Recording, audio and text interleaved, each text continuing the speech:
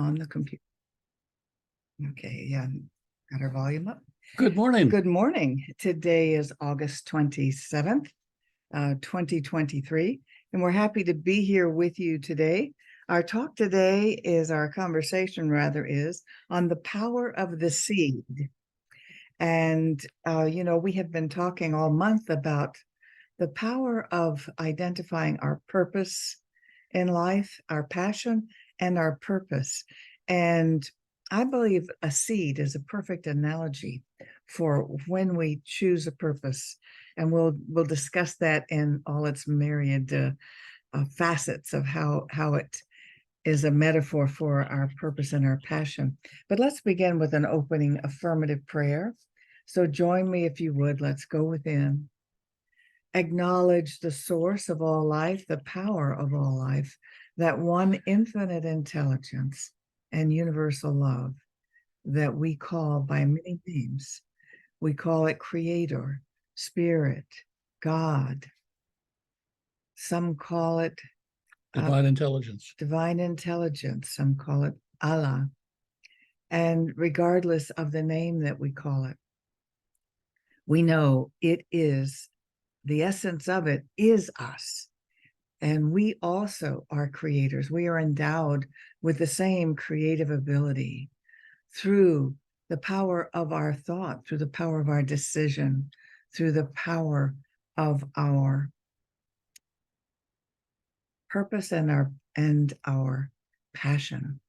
So as we know this, we choose our thoughts and our purpose and our passion carefully, because we know, like the power of a seed, it will find a way to grow. We don't have to make it grow. We know that it does this automatically. It is the law of growth. We give thanks for knowing this, for understanding this, and we choose carefully. We release now, and together we say, and so it is. Judith and I were talking earlier, and she said, I asked her, what's the topic for this Sunday? And she gave me the topic, and I looked over, and we happened to have a beautiful orchid growing in a pot to the left of me at the time. And I looked over at it, and I thought, wow, the seed. And so I began talking about the seed, and that was my idea anyway of where we wanted to start. And what was impressive to me about the orchid is how it didn't come into existence to make me feel good. It didn't come into existence to serve me. It came into existence to serve its own nature, to be its complete and total self, to express itself in its most dynamic and powerful way, no matter the obstacles. And I say that because I think sometimes when we get confused about purpose, we think purpose must have to do with somebody else or something else or a cause. When our purpose is to fully express the beingness that we are. And often the conditions that we're in dictate the kind of strengths we're going to develop and the way we're going to express ourselves in the world. And I think the best example of that I've seen again and again, and I'm sure you've seen it, is a small flower that would have seemed very fragile and delicate and almost unable to manage anything, growing between a crack in the road or a crack in the wall of stone. And if a seed can find its way through a crack from darkness into light and then grow and flourish, it says that the strength and the power of the seed can exist long before the condition that it exists in. And so what I want to say and to get us started is that a seed, like the seed thoughts we have the DNA for possibility, have the DNA that's required for them to be exactly everything that a seed must be when it reaches its full ability, its full dimension, when it blossoms. So we are seeds planted in darkness, it would seem, planted in conditions that often would appear to be perilous, that actually are the nourishment for us that help us to grow and to develop and to flower. Unfortunately, what I see happening very often is that we're a seed in process. We look around and say, why is there so much dirt? I can't believe how awful this is. Where am I going to go? What's wrong with me? How have I failed? It's damp. Yeah, I mean, this is just terrible. I thought I was a seed that was going to, I thought I had some God in me. And the truth is that the seed is planted exactly where it needs to be planted in order to get the nourishment that it needs in order for it to be able to express itself in its most powerful and perfect way. well, that's us, whether we think about it or not. Of course, all of us have the purpose to grow to adulthood and to then replace ourselves with reproduction. And of course, the seeds major cause for a plant is to reproduce that plant with more seeds, usually more seeds than it could possibly need. if you imagine a cone tree and whatnot, and with each of those little spikes on the cone being a seed, how many seeds one pine tree produces? Way more than can possibly grow. But that is its purpose. And for us, that is our purpose. But we also have the purpose of living the very best life we can live. And we don't and that is just to become all that we can be, to be the best us that we can be. I was thinking of the movie that we saw last night, though, so I think I want to address that. It was a movie where, I mean, it's a series actually, and it's called Who is Aaron Carter? And it's actually, I think, a Spanish one, but it's done with English subtitles and English language.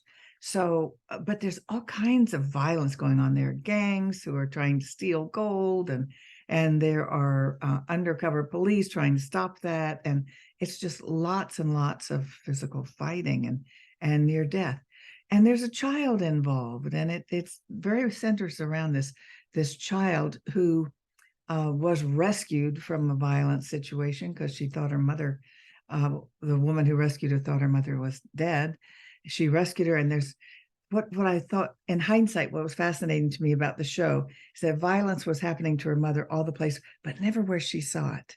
And it was like it was very carefully done so that the child never was exposed to the violence, which I think is funny, but so that she could be the best her that she could be, without being harmed. And people are very careful about protecting our children, protecting our seed.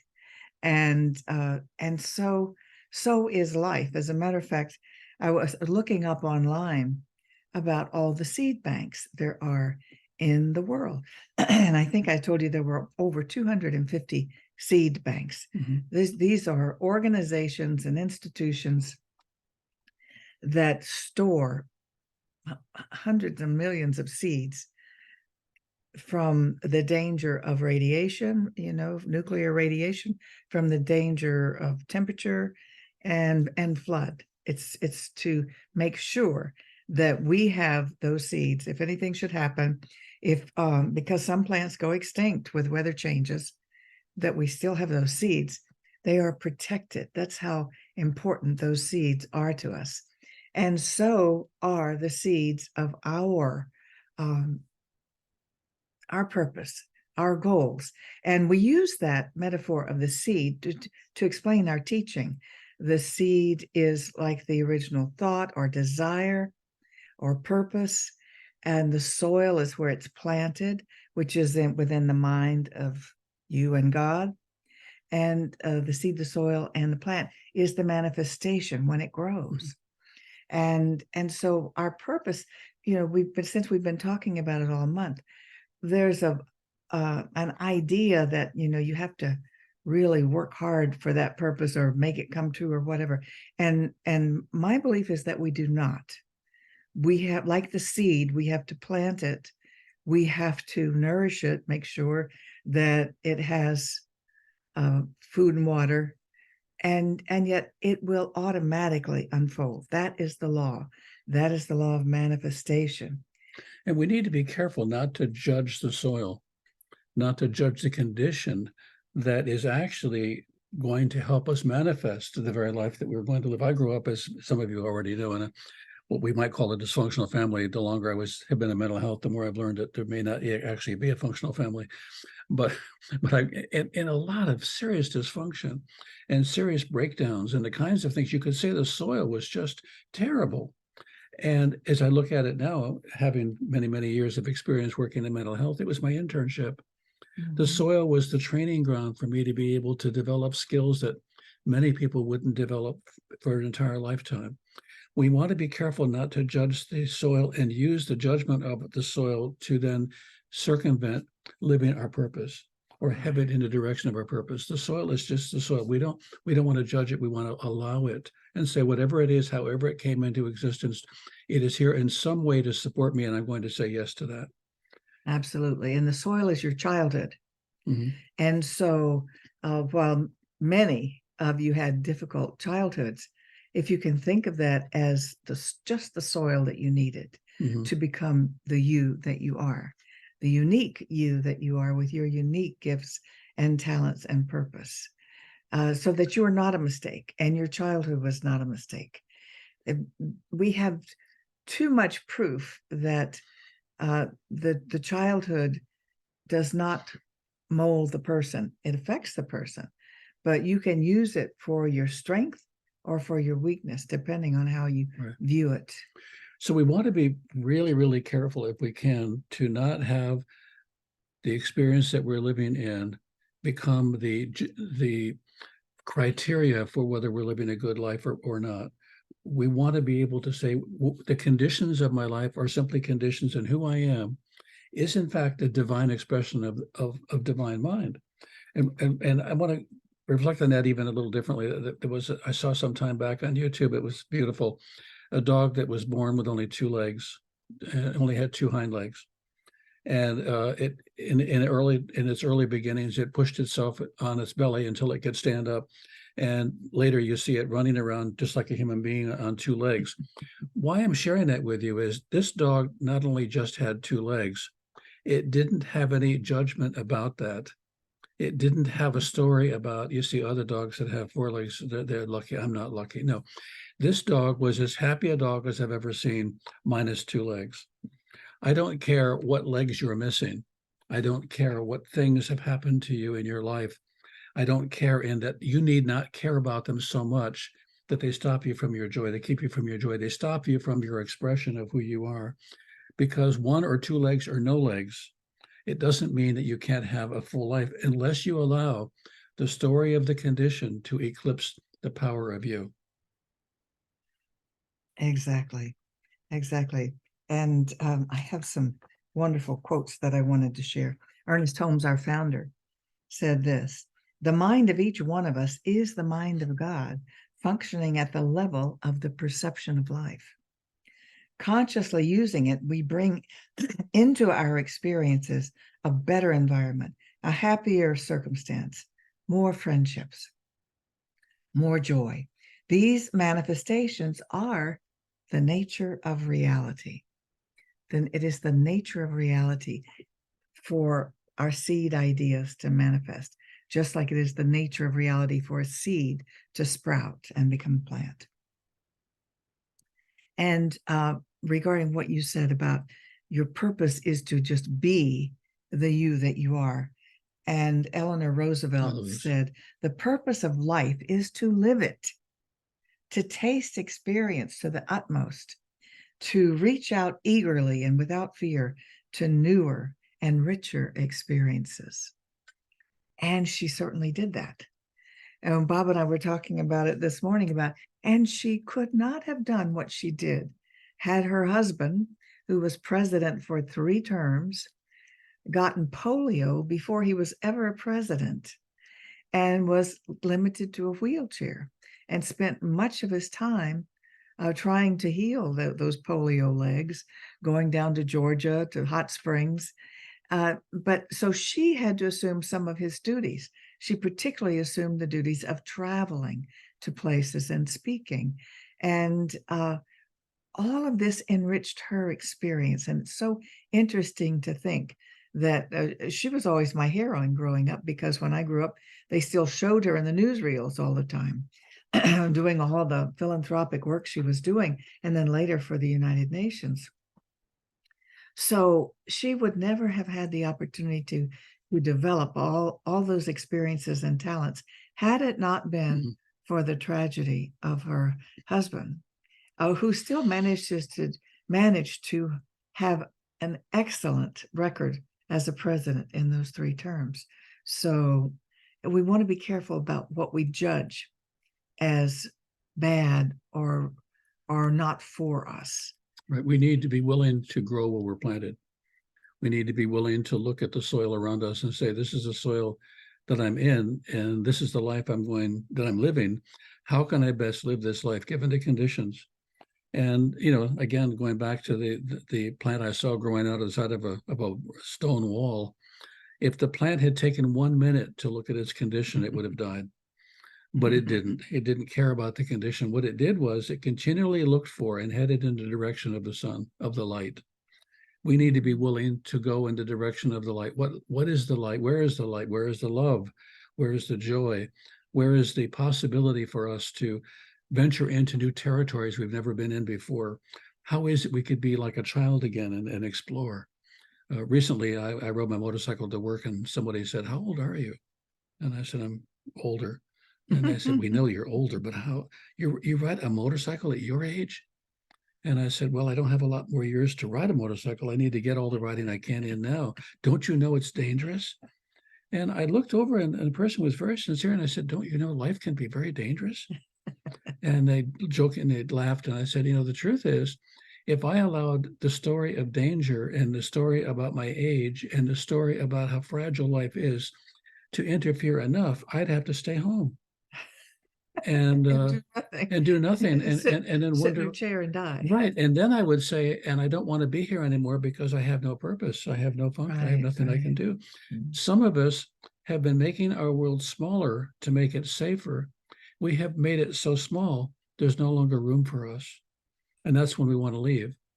The truth is, no matter how fragile you are, you're still in a place where you can make your world larger. You can stretch and reach. We can't do some of the travel we'd like to do. Part of it is economic, and part of it is just our age. There are limitations that we have.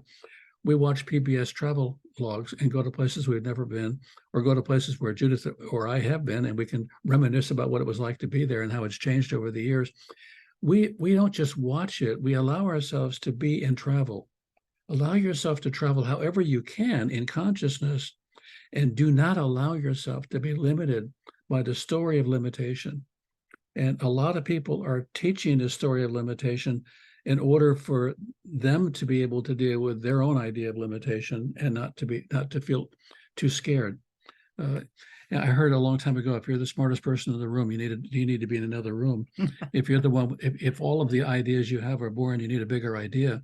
And as soon as that happens, you're going to notice you get scared.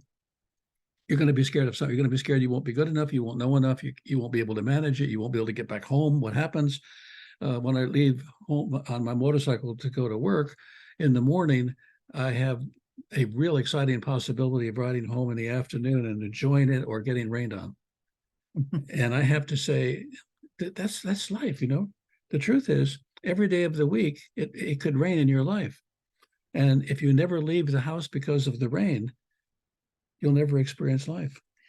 Oh, I'd like to make one point clear. Since we said don't judge your circumstances and your upbringing and things like that, that does not mean not to change a situation that's painful for you. If you are in a painful situation and you can change it, by all means do so.